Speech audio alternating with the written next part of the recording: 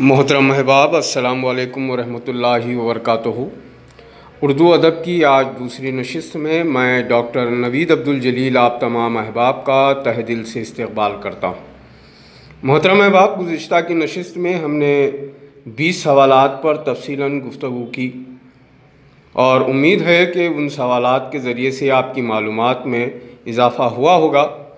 چونکہ ہم نے 35 سوالات کا آپ کے سامنے ذکر کیا تھا، تو 21ویں سوال کی طرف آج ہم بڑھ رہے ہیں۔ ہمارے پاس 21واں سوال ہے: نازکی اس کے لب کی کیا کہیے، پنکھڑی ایک گلاب کی سی ہے۔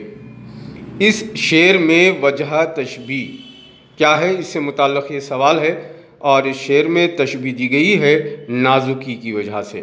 نازکی اس کا جواب ہے۔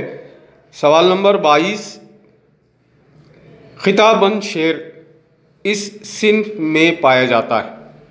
آپ جانتے ہیں کہ غزل ایک ایسی صنف سخن ہے جس میں شاعر کسی خیال کو جب ایک شعر میں مکمل طور سے بیان نہیں کر پاتا تو دوسرا شعر اس خیال کو مکمل طور پر بیان کرنے کے لیے استعمال کرتا ہے۔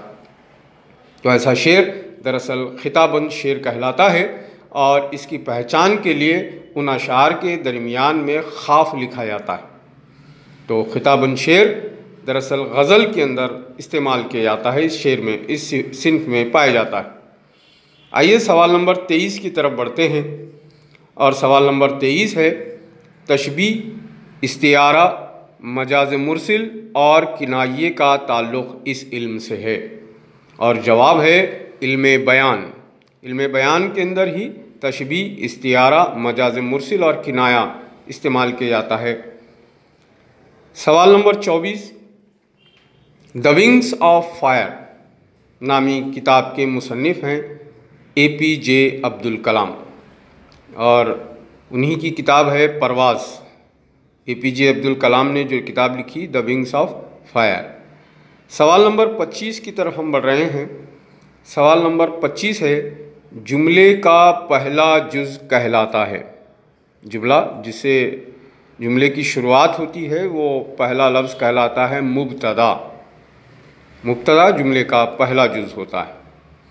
سوال نمبر 26: بھ، پھ، ٹھ، تھ وغیرہ کو کہا جاتا ہے، اور یہ الفاظ ہیں دراصل حکاری الفاظ۔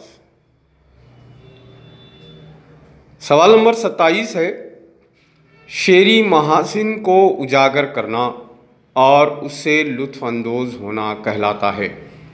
یہ علم بیان سے اس کا تعلق ہے، جس کے ذریعے سے شعر کے اندر لطف اندوزی اور اس کی خوبصورتی کو بڑھایا جاتا ہے۔ سوال نمبر 28 ہے: ان کو عوامی شاعر کہا جاتا ہے، یعنی وہ کون سے شاعر ہیں جو عوامی شاعر کے طور پر مشہور ہوئے ہیں، اور اس کا جواب ہے نذیر اکبر آبادی، جن کو عوامی شاعر بھی کہا جاتا ہے۔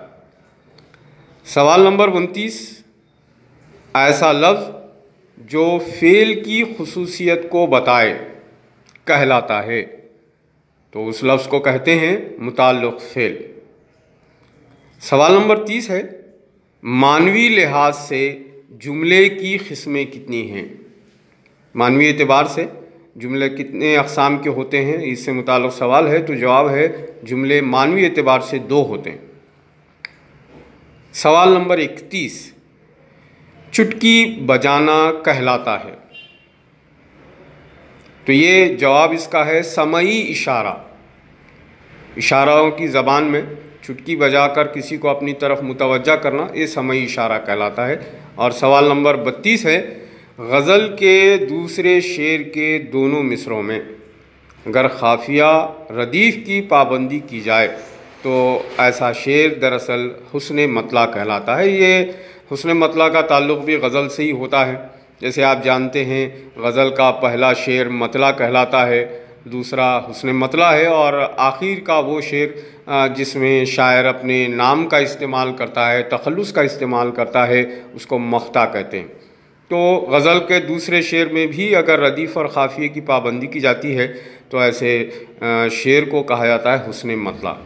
سوال نمبر 32 کی طرف ہم چل رہے ہیں، سوال نمبر 33 کی طرف ہم چل رہے ہیں۔ وحدت تاثیر اس صنف کی خصوصیت، تو اس کا جواب ہے مختصر افسانہ۔ سوال نمبر 34 ہے، اسرار الحق مجاز کے مجموعے کلام کا نام، ان کا مجموعہ کلام ہے آہنگ۔ سوال نمبر 35 اور آج کی نشست کا یہ آخری سوال، ملاقاتیں آپ بیتی اور دیواروں کے بیچ، اس کے مصنف کون ہیں؟ تو ان کتابوں کے لکھنے والے ہیں ندا فاضلی۔